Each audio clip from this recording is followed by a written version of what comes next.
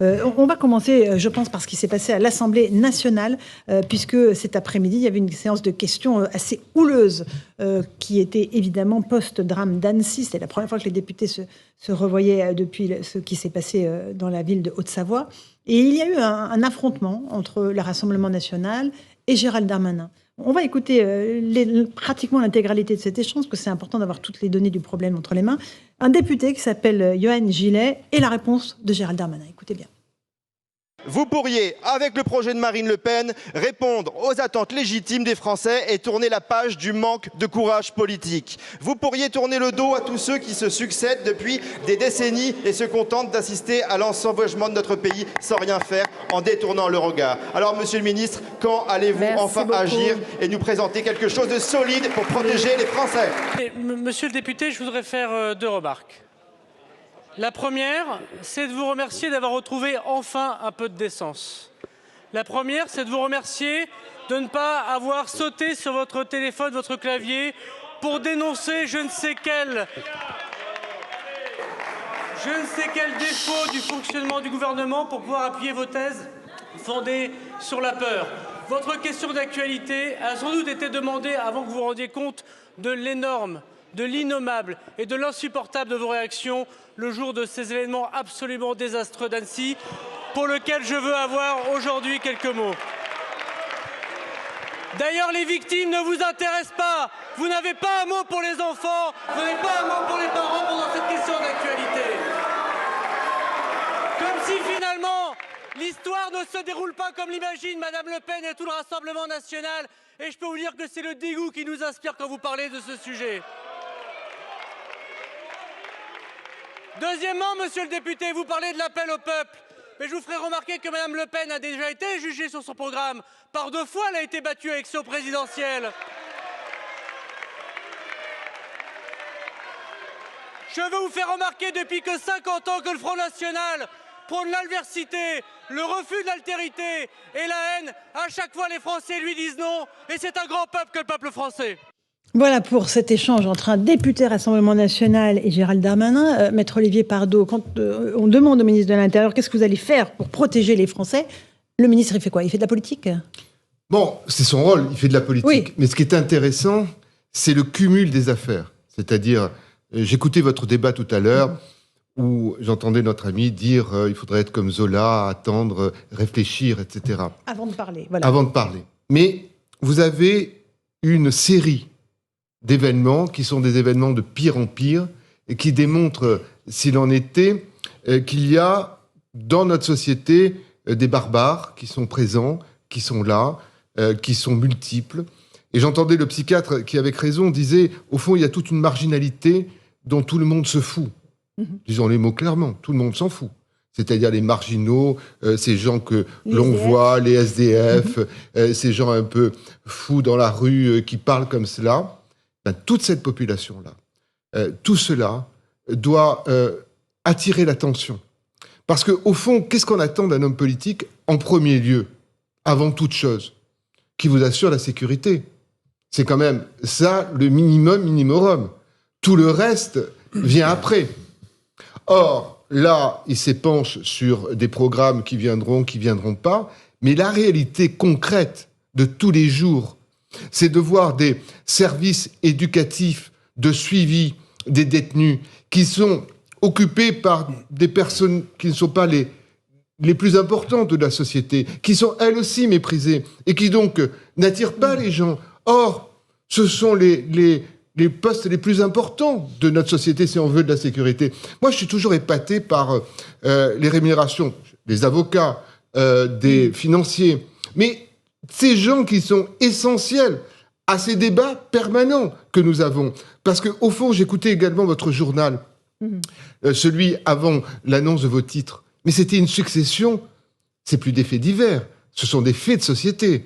Et donc, on se dit, c'est ça qui est important. Donc, si c'est important, il faut que les meilleurs d'entre nous soient dans ces postes-là. Or, ce n'est pas le cas. Jean-Christophe Couvi, vous êtes policier. Quand vous avez entendu cet échange, vous vous êtes dit quoi? On passe à côté du problème? On n'est pas sur les vrais enjeux ou pas? Effectivement, d'un côté, on a la bagarre de l'hémicycle où on est dans un temps politique important. On est toujours dans les 100 jours, hein, n'oublions pas, du président, du gouvernement aussi, qui essaie de reprendre un petit peu, j'allais dire, de l'allant vis-à-vis de la population. Et puis, vous avez raison, maître, il y a depuis quelques semaines, là, on a vu tous les penchants négatifs de la société. On a perdu trois jeunes collègues dans le nord de la France qui ont été percutés mortellement par des personnes qui étaient ivres et qui avaient pris des stupéfiants. Il y a le suicide de l'INSEE. Enfin, je veux dire, là, il y a eu Annecy. Enfin, toutes les déviances de la société, en quelques semaines, on les a revues à la surface. Et donc, effectivement, je pense que le travail, il est conséquent. Et il y a le discours et les actes. Voilà. Et nous, effectivement, on attend des hommes politiques, on attend de nos députés, des gouvernements, des actes, et qui sont en conformité avec les discours. Et ça, effectivement, c'est sur le terrain qu'on juge. Et moi, je discute souvent avec mes collègues, et je peux vous dire que, par exemple, à Nantes, encore une fois, il y a 2 jours, je discute avec mes collègues, ils me disent on en a marre. On en a marre parce que, par exemple, les mineurs non accompagnés, 17 fois qu'on l'interpelle, 17 fois qu'ils sont dehors, 17 fois qu'ils reviennent, on ne sait plus quoi faire. Voilà, quand ils sont mineurs, mais en fait, on n'en fait rien. C'est-à-dire qu'ils ne sont pas forcément condamnés non plus. Et quand ils sont condamnés, ils ne comprennent pas la condamnation et on ne les retire pas de la circulation, ils reviennent dans la rue. Mais la question, Maître Pardo, c'est quelle est la bonne clé d'entrée pour ce drame d'Annecy, en fait? Bon, la bonne clé, c'est pas l'immigration, c'est quoi, le déséquilibre, c'est quoi? Un point qui est un point, moi. Bon, il existait jadis ce que l'on appelait les renseignements généraux, qui ont été supprimés. Parce qu'il y avait du ridicule dans certaines enquêtes, j'en conviens parfaitement.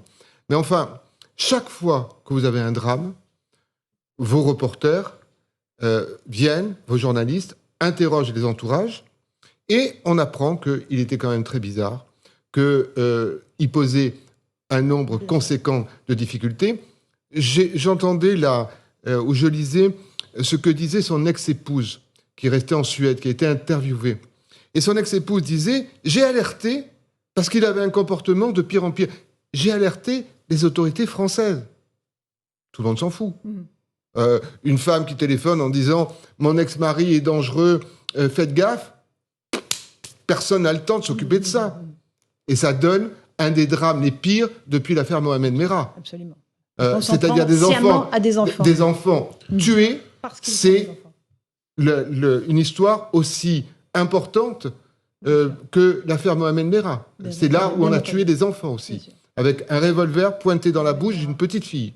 Il faut s'en souvenir. Absolument. Louis de Ragnel, là on a cette passe d'armes entre le ministre de l'Intérieur et le Rassemblement national, autour d'un drame national, évidemment, on l'a tous ressenti comme tel. Est-ce que c'est décent ou pas? Alors, je vais aller dans le sens de ce que disait Maître. Le rôle des politiques, c'est de préparer la loi, d'apporter des solutions, des réponses aussi aux maux de la société. Donc, pour moi, le législateur, les députés, les sénateurs sont dans leur droit, dans leur rôle, à la fois de poser des questions au gouvernement sur des phénomènes d'actualité, sur des drames qui soient, ou des phénomènes même positifs, pourquoi pas. Et donc, le gouvernement doit aussi répondre avec le même sérieux. Moi, en tout cas, c'est mon opinion. Ensuite, le débat qui se pose, c'est entre ceux qui récupèrent, c'est des accusations de récupération, et ceux qui, sans cesse, vous disent il faut respecter le deuil. Et je pense qu'en fait, on peut trouver une troisième voie.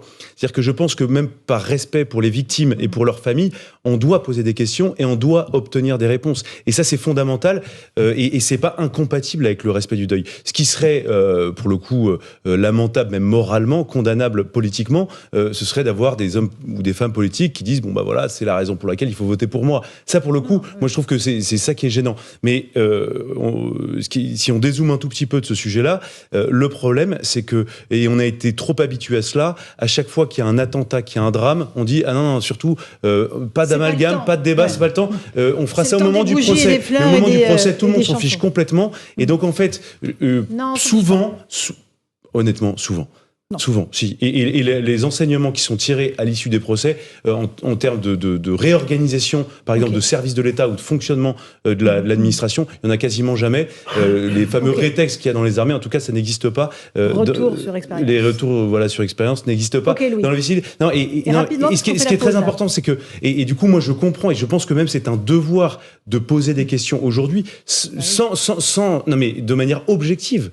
C'est un devoir pour les victimes. Elles ont besoin, elles doivent, c'est nécessaire de comprendre ce qui s'est passé. Savoir.